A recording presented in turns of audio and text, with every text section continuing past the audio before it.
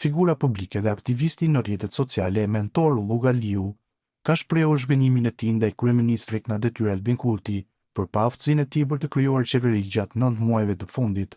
Me një postim të gjatë në Facebook, Lugaliu kritikoi mënyrën se si Kurti ka vepruar përgjatë vitit duke mos marrë masa për të formuar një qeveri të re. Në vend që të ishin mjetet për ndërrimin e pushtetit në funksion të përmirësimit të jetës së qytetarëve, zgjedhjet në Kosovë janë shndërruar në mjetet të mbijetimit politik të Albinit, shkroi Lugaliu. Ai e krahasoi situatën me ish-presidentin Hashim Thaçi, i cili sipas tij me shumë më pak vota arrinte të formonte të gjitha institucionet e vendit, dikur Hashimi me 10-15% vota më pak se Albin Kurti bënte qeveri dhe vendoste nga presidenti deri te pastruesi në shkolla. Te katundeve të humbura, sot Albini me 42-43% të votave nuk arrin të marrë as kontrollin e televizionit në shtëpinë e tij, shtoi Lugaliu. Ai gjithashtu kritikoi dështimet e qeverisë së Kurtit dhe shprehu dyshimet për rezultatet që mund të korrë më 28 dhjetor, duke thënë se populli po kthjellohet dal nga dal.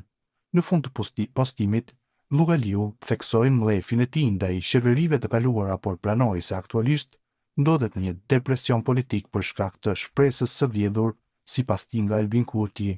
Në vim, postimi i tij plot. Në vend që të ishin mjet për ndërrimin e pushteteve në funksion të përmirësimit të jetës së qytetarëve, zgjedhjet në Kosovë janë shndërruar në mjet të mbijetesës politike të Albinit, dikur Hashimi me 10-15% vota më pak se që ka sot Albin Kurti, bënte qeveri, zgjidhte presidentin e deri të pastruesi në shkollat fillore të ndonjë katundi të humbur.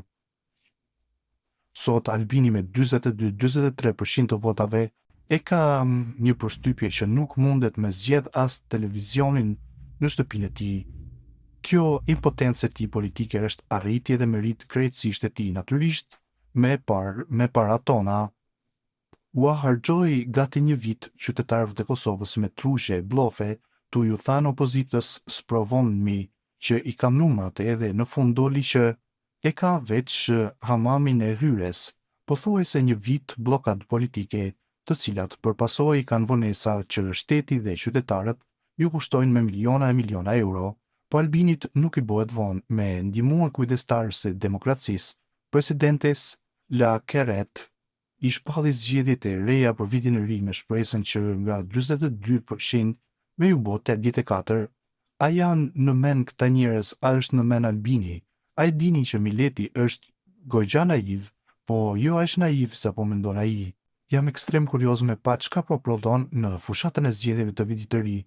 Luftimit të korrupsionit, cilin peshk të madh korruptive burgosi gjatë mandatit të kaluar, përgjigjja është asnjërin. Madje lejoi plot bashkëpunëtor të tij të vjedhin e të stërviteshin, po aq sa ata hajnat e mëparshëm, standard më të lartë e çmime më të ulta dhe ato të fortët kripa sheqerit kaq cend. E vërteta është që çmimet në qeverisjen e tij kanë shënuar vetëm rritje, projekte gjigante infrastrukturore si ajo 4-5 metrëshja të lisheni i Badovcit me 12-13 miliardë euro buxhet për pothuajse gjatë 5 viteve qeverisje, ati nuk i vërehet pothuajse asnjë projekt i madh infrastrukturor. Reforma për mirësim të shëndetësisë, sigurim shëndetësor, kujdes e barna më të lira, pse nuk i bëni deri tash? E pati kohën dhe mundësinë e botës, investimet në ekonomi të qëndrueshme, në vend të një politike të qartë që rritje ekonomike e përmirësim të jetesës së standardit, në mandatin 5 vjeçar krejt çka na ai ofroi janë vitrinat, 100 euro ati, 100 këti, si me kanë Halil Kastrate jo kryeministër. Dështimet e qeverisë së tij janë aq të mëdha, po tu e ditë që këto postime po i shkroi copa në semafora, nuk po komko e as vullnet me i cek më shumë. Ndër sukseset e pakta të tij janë çlirimi i veriut dhe deri diku armatosja e ushtrisë së Kosovës. Për të parën, mundem me thënë që e fitoi veriun, po e humbi jugun, ndërsa me armatosjen shumicës e ka krijuar një iluzion të rreshëm, që tash mundemi me luftu me Kinën e Rusinë për një herë. Natyrisht, nuk mundemi me luftu as me Shumadin. Unë të vërtet nuk e di çka do të premtoj Albini për vit të ri. Do të veshet si baba dimër e të shpërndaj 100 apo prap do të na i përsëris premtimet e 2019-s.